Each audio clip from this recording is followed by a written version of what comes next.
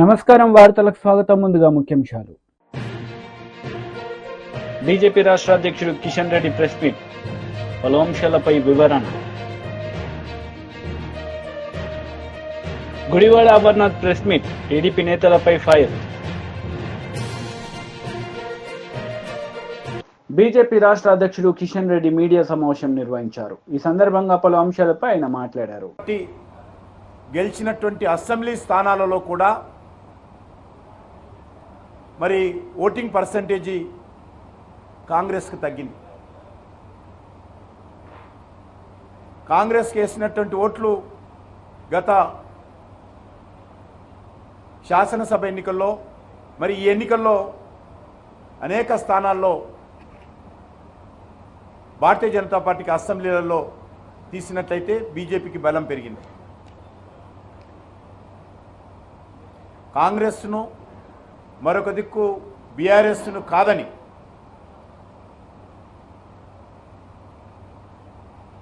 Bharatiya Janata party పట్ల విశ్వాసం చూపడము, భారతీయ జనతా పార్టీని ఆదరించడము, భారతీయ జనతా పార్టీకి అండగా నిలబడము ఈరోజు తెలంగాణలో ప్రారంభమైందని చెప్పి మాట్లాడతాము. ఎన్నికలు భారతీయ జనతా పార్టీ బలపడడానికి తెలంగాణలో ఒక ఆరంభం మాత్రమే. ఈరోజు తెలంగాణలో భవిష్యత్తు భారతీయ జనతా పార్టీదే అనేటువంటి విశ్వాసం ఈరోజు అన్ని వర్గాల ప్రజల్లో, విద్యావంతులు, మేధావులు, కవులు, కళాకారులు కూడా వ్యక్తం చేస్తూ ఉన్నారు. వారి అంచనాలకు అనుగుణంగానే గత 10 సంవత్సరాలలో నరేంద్ర మోడీ గారి నేతృత్వంలో సుమారు 10 లక్షల కోట్ల రూపాయల అనేక రకాల అభివృద్ధి కార్యక్రమాలు కానీ, సంక్షేమ కార్యక్రమాలు కానీ తెలంగాణ రాష్ట్రంలో కేంద్ర ప్రభుత్వం ఖర్చు చేయడం జరిగింది. ఆ రకంగా తెలంగాణలో మరి నరేంద్ర మోడీ గారి ప్రభుత్వము చేపట్టినటువంటి అనేక రకాల అభివృద్ధి కార్యక్రమాలు కానీ ఈరోజు దానికి సంబంధించినటువంటి ఫలితం స్పష్టంగా కనిపిస్తూ ఉంది. మేము 8 సీట్లలో గెలిచాము, మరొక 6-7 సీట్లలో సెకండ్ ప్లేస్లో వచ్చాము. ముఖ్యంగా ముఖ్యమంత్రి గారి జిల్లా, ముఖ్యమంత్రి గారి అసెంబ్లీ కొడంగల్ ఉన్నటువంటి పార్లమెంట్ కాన్స్టిట్యున్సీని కూడా ఈరోజు భారతీయ జనతా పార్టీ గెలుచుకోవడం జరిగింది. ముఖ్యమంత్రి గారు ఆ జిల్లాలో అనేక రకాల బెదిరింపులు, మా అభ్యర్థి డీకే అరుణ గారి పైన వ్యక్తిగతమైనటువంటి మరి అన్పార్లమెంటరీ లాంగ్వేజ్తో ఆమెను విమర్శించడము, అనేక రకాల కోట్లాది రూపాయలు ఖర్చు పెట్టడము, అధికార దుర్వినియోగానికి పాల్పడము, భారతీయ జనతా పార్టీ కార్యకర్తలను బెదిరించడము, ఇవన్నీ చేసినప్పటికీ కూడా మరి ఆయన సొంత జిల్లా, ఆయన సొంత అసెంబ్లీ ఉన్నటువంటి పార్లమెంట్ కాన్స్టిట్యున్సీలో కాంగ్రెస్ పార్టీని ఓడించి ప్రజలు భారతీయ జనతా పార్టీకి పట్టం కట్టడం జరిగింది. అదేవిధంగా ముఖ్యమంత్రి గారి సొంత పార్లమెంట్ కాన్స్టిట్యున్సీ ఏదైతే గతంలో మల్కాజ్గిరి నుంచి గెలిచారో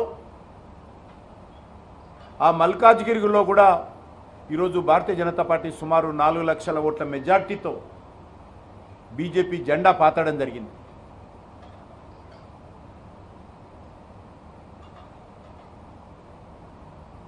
అక్కడ కూడా ముఖ్యమంత్రి గారి సొంత పార్లమెంట్ కాన్స్టిట్యున్సీ, సొంత జిల్లా కావచ్చు, కానీ సొంత గతంలో ఆయన ప్రాతినిధ్యం వహించినటువంటి, గత పార్లమెంట్ ఎన్నికల్లో ప్రాతినిధ్యం వహించినటువంటి మల్కాజ్గిరిలో కూడా ఈరోజు బీజేపీ గెలవడం జరిగింది.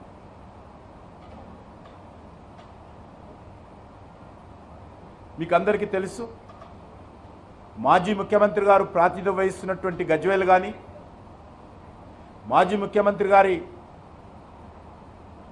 రాజకీయ ఆరంగేట్రానికి కీలక పాత్ర పోషించినటువంటి సిద్దిపేట కానీ, బీఆర్ఎస్ కంచుకోటగా ఉన్నటువంటి మెదక్ పార్లమెంట్లో కూడా ఈరోజు 100ల కోట్ల రూపాయలు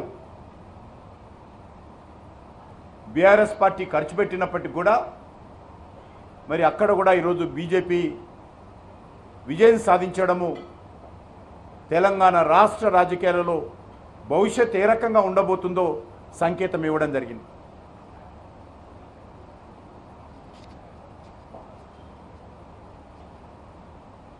మీకు అందరికీ తెలుసు, గత శాసనసభ ఎన్నికల్లో కూడా కామారెడ్డిలో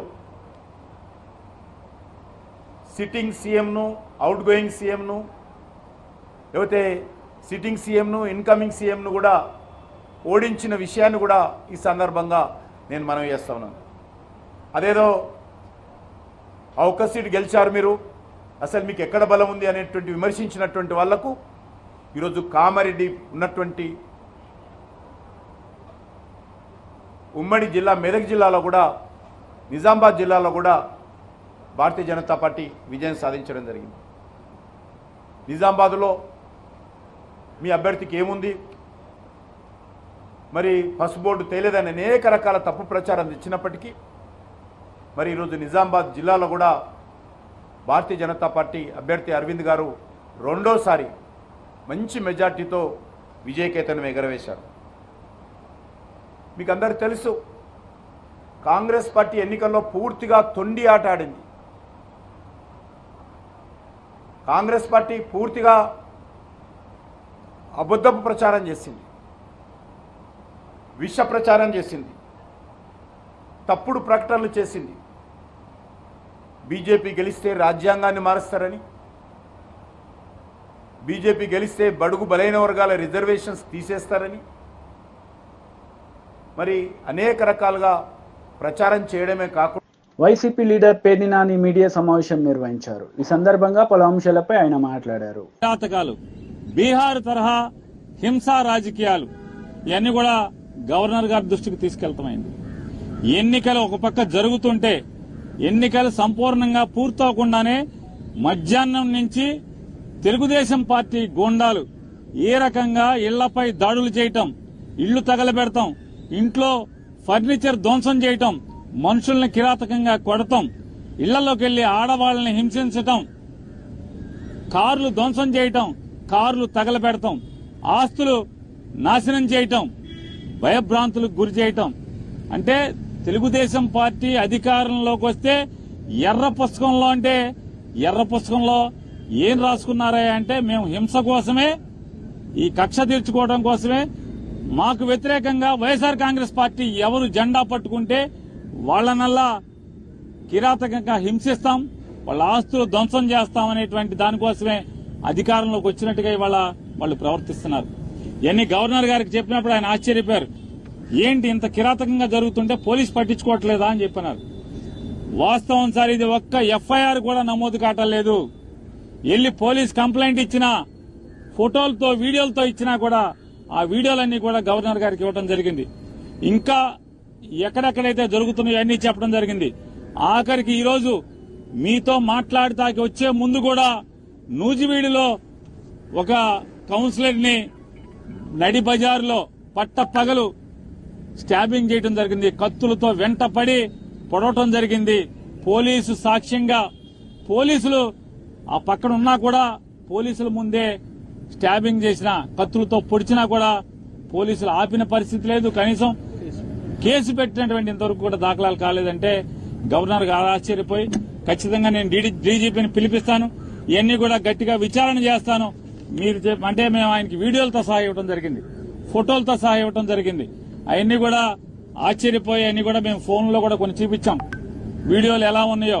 ఇంకా మా దగ్గర చాలా వీడియోలు ఉన్నాయండి అని చెప్తే అవన్నీ కూడా మా సెక్రటరీ గారికి పంపించండి, నేను చూస్తాను, వెంటనే యాక్షన్ తీసుకుంటాను. పోలీసుని గెలిపోవటం అనేవి సహజంగా ఉంటాయి, కానీ ఈ రకంగా కిరాతకం, ఈ రకంగా హింసా ప్రవృత్తి, ఈ రకంగా విధ్వంస ధోరణి అనేది చేస్తే ఇంకా ప్రభుత్వం ఎలా ఉన్నట్టా లేనట్టా, ఇది డెమోక్రసీ కదా అని చెప్పి ఆయన చెప్పడం జరిగింది. ఆయన కూడా సోదాహరణంగా వివరించాం. ఇంకా ఎక్కడెక్కడ సంఘటనలు జరుగుతున్నాయో, ఎక్కడెక్కడ అన్ని వీడియోల్ని, ఫోటోల్ని అన్ని ప్రతిదీ కూడా ఆయనకి పంపిస్తామని చెప్పాం. ఖచ్చితంగా పంపించండి, నేను యాక్షన్ తీసుకుంటాను, కంట్రోల్ చేస్తానని చెప్పని చెప్పారు. అలాగే ఆంధ్ర రాష్ట్ర ప్రజలకు కూడా తెలియజేస్తున్నాం, గవర్నర్ గారికి ఏది చెప్పామో మీకు కూడా అదే చేస్తున్నాం. ఇవాళ అంటే 4వ తారీఖు మధ్యాహ్నం నుంచి ఏ రకంగా తెలుగుదేశం పార్టీ హింస ప్రవృత్తితో చెలరేగిపోతుందో, హింసను ఏ రకంగా ఈ ఆంధ్ర రాష్ట్రం మీద ప్రజ్వలింపజేస్తున్నారో, అంటే వాళ్ళు గెలిచింది ఈ రకంగా ధ్వంసకాండ కోసమా, ఈ రకంగా హింసాకాండ కోసమా ఇవాళ ప్రజలు ఓటేసిందా చంద్రబాబు నాయుడు గారికి, కూటమికి అని చెప్పని మేము మీ ద్వారా ప్రజల ద్వారా ఇవాళ తెలుగుదేశం పార్టీని, కూటమి నాయకుల్ని హెచ్చరిస్తున్నాం. ఈ రకంగా మీరు ప్రోత్సహిస్తే ఈ సంస్కృతిని, బీహార్ సంస్కృతిని ఆంధ్ర రాష్ట్రంలో గనక మీరు బీజం నాటితే ఎల్లకాలం మీరేం ఉండరు కదా. అంటే ఈ రాష్ట్రానికి కొత్తగా ఏం సంస్కృతి తీసుకొస్తున్నారు మీరు? అంటే టీడీపీ లీడర్ మీడియా సమావేశం నిర్వహించారు. ఈ సందర్భంగా పలు అంశాలపై ఆయన మాట్లాడారు. టీచర్లందరూ 2 నుంచి 3, 4, 5 లక్షలు డబ్బులు ఇచ్చి కౌన్సిలింగ్ లేకుండా వాళ్ళకి కావాల్సిన ప్లేసుల్లోకి డైరెక్ట్గా ప్రభుత్వం దగ్గర ట్రాన్స్ఫర్ ఆర్డర్ తెచ్చుకున్న ట్రాన్స్ఫర్లు ఈ 1800. టీచర్ సంఘాలు ఏపీటీఎఫ్ కానీ యూటీఎఫ్ కానీ వీళ్ళందరూ మొత్తుకున్నారు. ఇది తప్పు, ఇది ప్రభుత్వం ట్రాన్స్ఫర్ చేయడం తప్పు, పైగా ఇంతమందిని 1800 మందిని చేయటం తప్పు, కౌన్సిలింగ్ జరగాలి అని చెప్పి వాళ్ళు మొత్తుకున్నా కూడా ప్రభుత్వం ఇలా ఎలక్షన్ కోడ్ ఉంది మీ తర్వాత చూస్తాను అన్నారు. నిన్న విద్యాశాఖ కార్యదర్శి ఫోన్ చేసి వాళ్ళ కమిషనర్ గారికి 6వ తారీఖుతో కౌన్సిలింగ్ అయిపోతుంది, మీరు 7వ తారీఖు నుంచి వీళ్ళందరినీ రిలీవ్ చేశానని చెప్పి ఉత్తర్వులు ఇవ్వడం జరిగింది. మరి వీళ్ళందరూ సంఘాలు చెప్పినా వినలేదు కాబట్టి మనమేమో ఇంకా పూర్తిగా ప్రమాణ స్వీకారం జరగలేదు, మన హడావిడిలో మనకున్నాం. మన దగ్గరికి వచ్చారు టీచర్స్ సంఘాలు, టీచర్లు. అలాగే ఆ నర్సింగ్ దాంట్లో కూడా కొంత అవినీతి ఉందని చెప్పి వాళ్ళు కూడా చెప్పడం జరిగింది. ఈ 2 అంశాల మీద మరి వీటిని ఆపేయాలి, టీచర్స్ యొక్క ట్రాన్స్ఫర్లు ఎఫెక్ట్ కాకూడదు. నర్సింగ్ కౌన్సిలింగ్ ఇవాళ ఎలక్షన్ కోడ్ ఇవాళతో ముగిసిపోతుంది, కానీ ఈరోజే కౌన్సిలింగ్ పెట్టారు, కొంపలేదో మునిగిపోయినట్టు. కాబట్టి ఈ 2 ఆపేయాలని చెప్పి మేము మరి మన ముఖ్యమంత్రి గారికి, కాబోయే ముఖ్యమంత్రి గారికి చెప్పడం, ఆయన అధికారులతో మాట్లాడతాం, ఈ 2 కూడా ఆపేసినట్టు ఉత్తర్వులు కూడా రావడం జరిగింది. అంటే వైకాపా అవినీతి అరాచకాలకి మొదటి అడ్డుకట్ట పడింది. డిప్యుటేషన్ మీద వచ్చిన ఏపీ కార్పొరేషన్ ఎండీ కానీ, మైనింగ్ కార్పొరేషన్ డైరెక్టర్ కానీ, జేఈఓ టీటీడీ కానీ, ఇంకా కొంతమంది అవినీతి అధికారులు ఇక్కడ ఉంటే తాట తీస్తారని చెప్పి భయపడి మా డిప్యుటేషన్ వద్దు మేము వెళ్ళిపోతామని చెప్పి లెటర్ పెట్టుకుంటే, దౌర్భాగ్యం ఏంటంటే చీఫ్ సెక్రటరీ కూడా ఆ సిఐడి చీఫ్ సంజయ్కి పర్మిషన్ ఇవ్వడం జరిగింది. వీటన్నిటిని గమనించిన గవర్నర్కి నివేదిక ఇస్తే, లేదు ఈ రాష్ట్రంలో ఎవడో వెళ్ళటాక లేదు, ఎక్కడో అక్కడ ఉండాల్సిందే కొత్త ప్రభుత్వం వచ్చేదాకా అని చెప్పి నిన్న చీఫ్ సెక్రటరీతో ఉత్తర్వులు ఇప్పించడం జరిగింది. అయితే మరి ఆయనకు ఇబ్బంది ఏంటో తెలియదు, కానీ ఈ రోజు నుంచి ఆయన కూడా సెలవు మీద వెళ్ళిపోయాడు.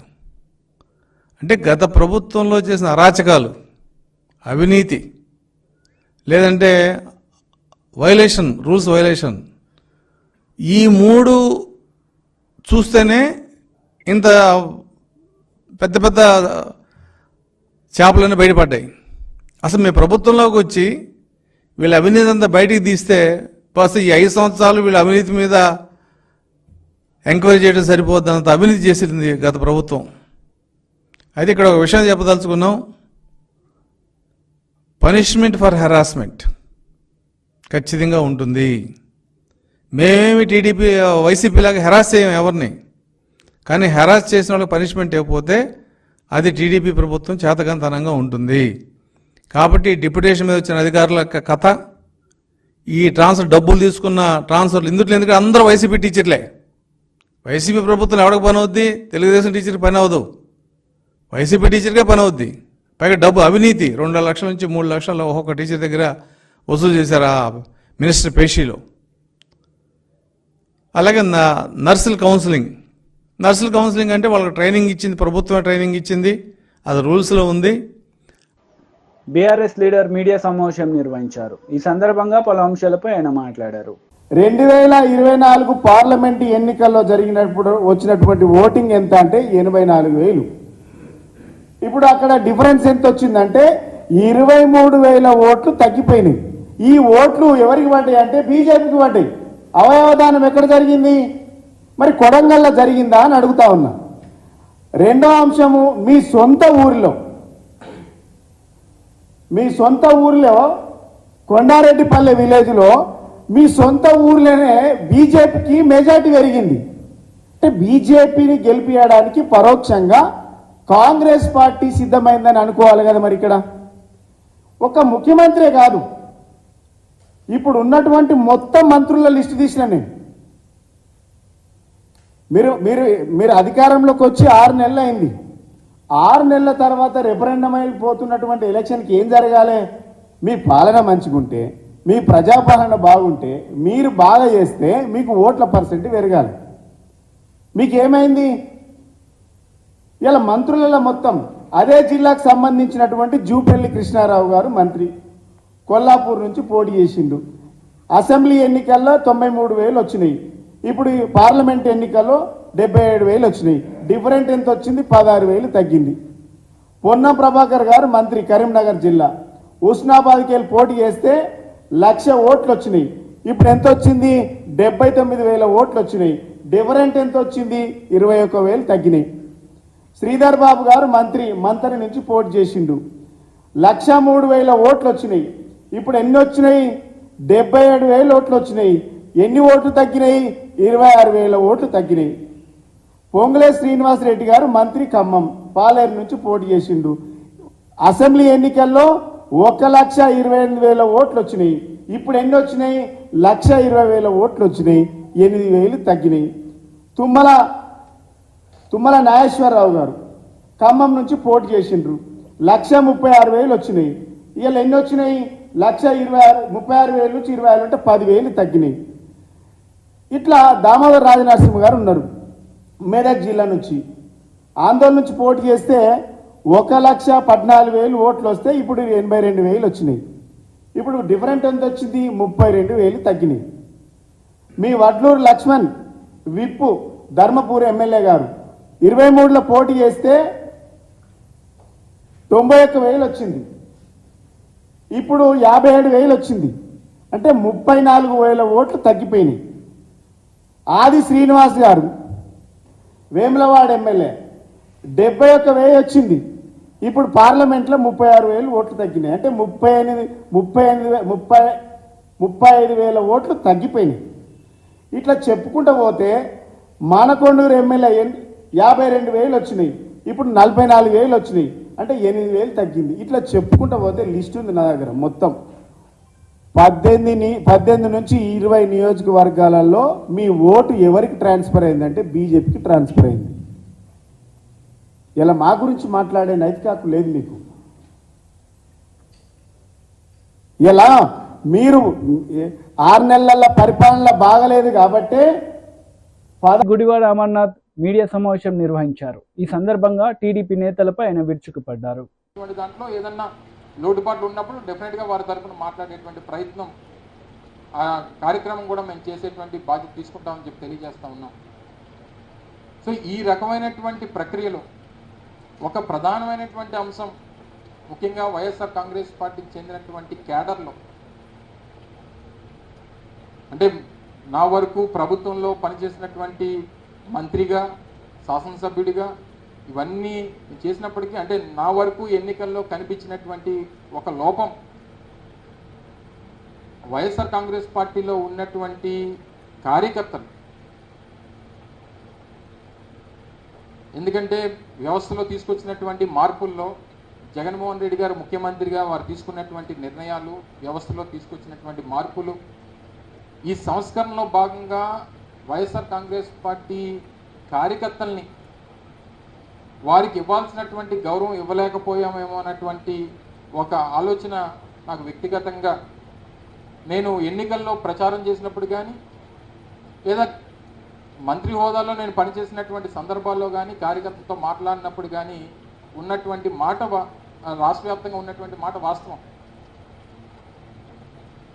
కార్యకర్తల్ని, అంటే వాలంటీర్ వ్యవస్థ, సచివాలయ వ్యవస్థ, గ్రామాల్లో పారదర్శకత తీసుకురావాలి, పాలనలో పారదర్శకత తీసుకురావాలి, శాచ్యురేషన్ పద్ధతిలో ప్రతి ఒక్కరికి మంచి చేయాలి, ఎక్కడా కూడా తెలుగుదేశమా లేకపోతే వైఎస్ఆర్ కాంగ్రెస్ పార్టీయా, లేకపోతే ఇంకో పార్టీయా అనేటువంటి చూడకూడదు.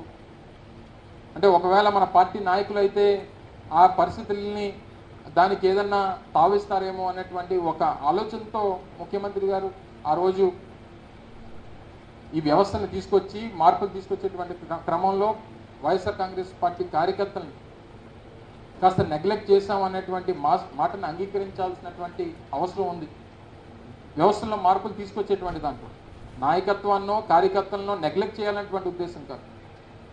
ఈరోజు ఉదాహరణకి ఒక పెన్షన్ ఇవ్వాలన్నా, ఒక రేషన్ కార్డు ఇవ్వాలన్నా, లేదా ఒక ఇళ్ల పట్టా ఇవ్వాలన్నా, లేదా ఇంకొక పథకం ఇవ్వాలన్నా ఆ గ్రామాల్లో ఉన్నటువంటి సచివాలయం దగ్గరకో వాలంటీర్ దగ్గరకు వెళ్ళేటువంటి పరిస్థితి ప్రభుత్వంగా మేము తీసుకొచ్చాం తప్ప సహజంగా కార్యకర్తల్ని బలోపేతం చేసేటువంటి దానికి ఇవన్నీ కూడా దూరం అయిపోయాయి.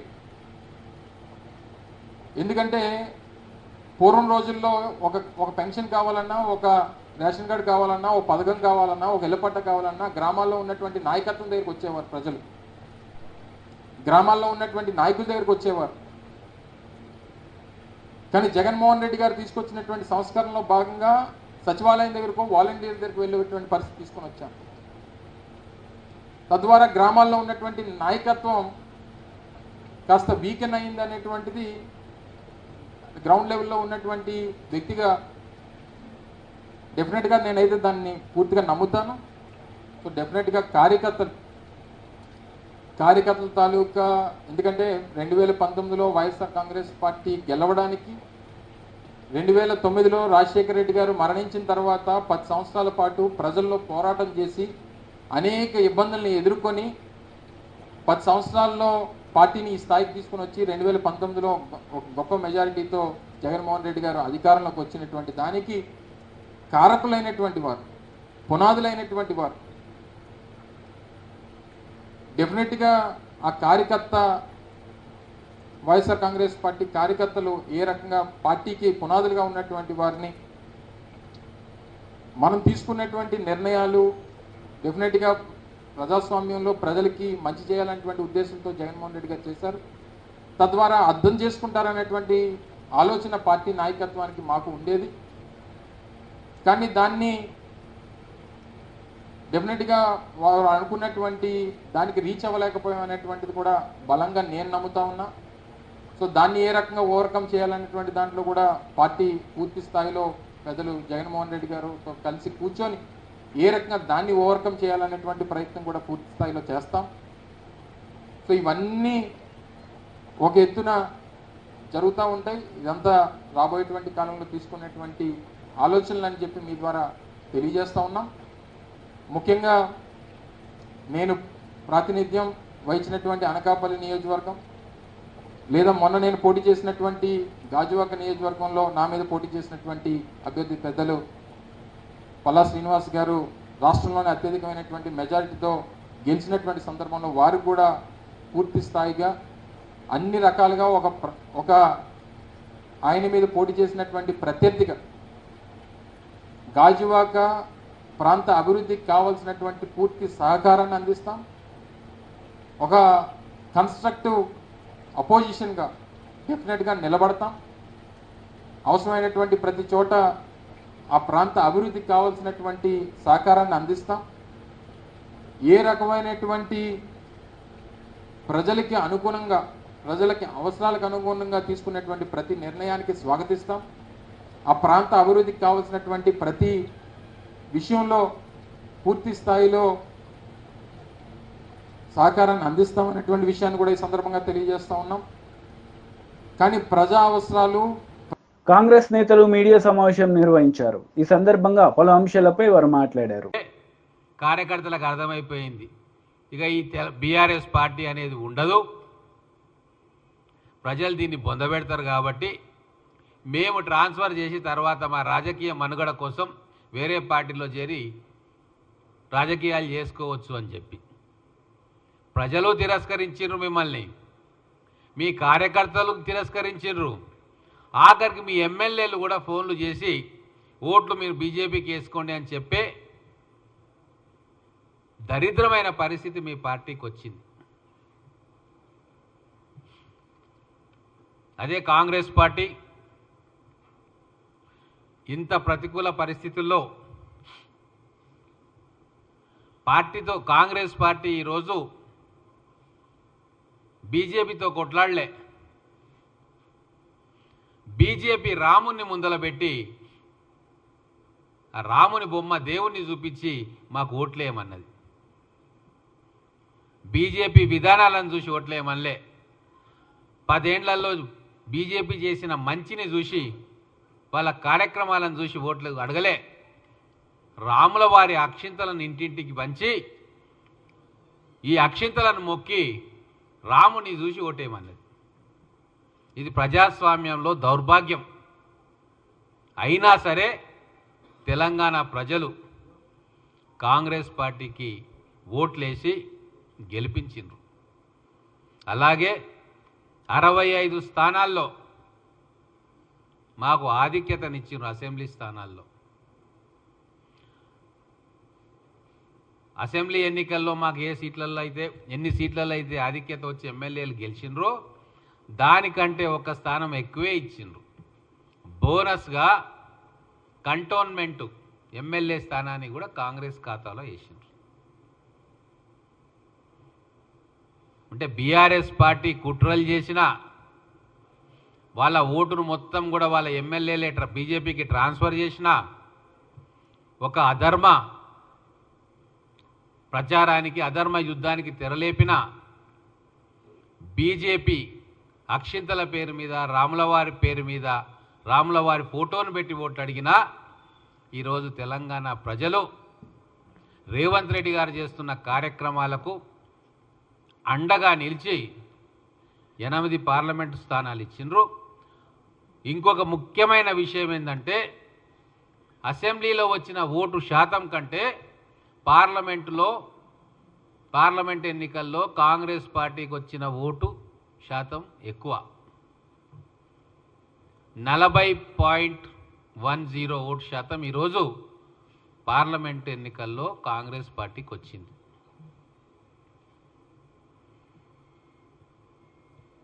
కాబట్టి ఇదే విధంగా భవిష్యత్తులో కూడా కాంగ్రెస్ ప్రభుత్వం పనిచేయబోతా ఉంది. ప్రజల కోసం పనిచేసే ప్రభుత్వం ఖచ్చితంగా మున్ముందు ఇంకా ప్రజల విశ్వాసాన్ని చూరగొనే కార్యక్రమాలు చేస్తుంది. ముఖ్యంగా బీజేపీ పార్టీ నాయకులకు కూడా ఒక హితవు చెప్పదలుచుకున్నా. నోరుంది కదా అని నోరు బారేసుకోకండి. మీది బల్పు కాదు వాపు అనేది తెలంగాణ ప్రజలందరికీ కూడా తెలుసు. పార్లమెంట్ ఎన్నికల్లో మీకు ఎక్కువ ఓట్లు వస్తాయి. అదే అసెంబ్లీకి స్థానిక సంస్థలకు వస్తే చతికిల పడతారన్న విషయం ఇప్పటి నుంచి కాదు. మాట్లాడుతున్న వాళ్ళు నిన్నమన్నా బీజేపీలో చేరిరేమో. 1980 నుంచి ఇదే పరిస్థితి. పార్లమెంటు అప్పుడు 5% 10% ఓటు ఎక్కువ పెరుగుతుంది. మీరు సంకలు గుద్దుకుంటారు, మా పెరిగింది మా పార్టీ అని. మళ్ళీ అసెంబ్లీ ఎలక్షన్లు స్థానిక సంస్థ ఎన్నికల వచ్చే వరకు మీ బండారం బయటపడుతుంది. కాబట్టి 2019 ఎన్నికల్లో ఏమైంది? మీకు 20% ఓట్లు వచ్చినాయి, 4 పార్లమెంట్లు వచ్చినాయి. ఇక మీరేమన్నారు? మాదే అధికారం అని చెప్పి జబ్బలు జరుచుకున్నారు. ఊరు వాడ ఏకం చేసిర్రు. కన్ను మిన్ను కానకుండా మాట్లాడినరు. ఏమైంది? 2023 అసెంబ్లీ ఎన్నికల్లో చతికిల పడ్డారు. 13.90 ఓటు శాతం వచ్చింది. అంటే 20% పార్లమెంట్లో వస్తే మీరు అన్ని 5 సంవత్సరాలు మీరు అన్ని మాటలు మాట్లాడిన తీరు అన్నీ చూస్తే ప్రజలు మీకు 13.9. వార్తలు ముగించే ముందు ముఖ్యాంశాలు మరోసారి. బీజేపీ రాష్ట్ర అధ్యక్షుడు కిషన్ రెడ్డి ప్రెస్ మీట్, పలు అంశాలపై వివరణ. Gudivada Amarnath press meet, TDP నేతలపై ఫైర్. ఈ వార్తలు ఇంతటితో సమాప్తం. తిరిగి ప్రసారమయ్యే వార్తల్లో మళ్ళీ కలుద్దాం. అంతవరకు సెలవు. నమస్తే.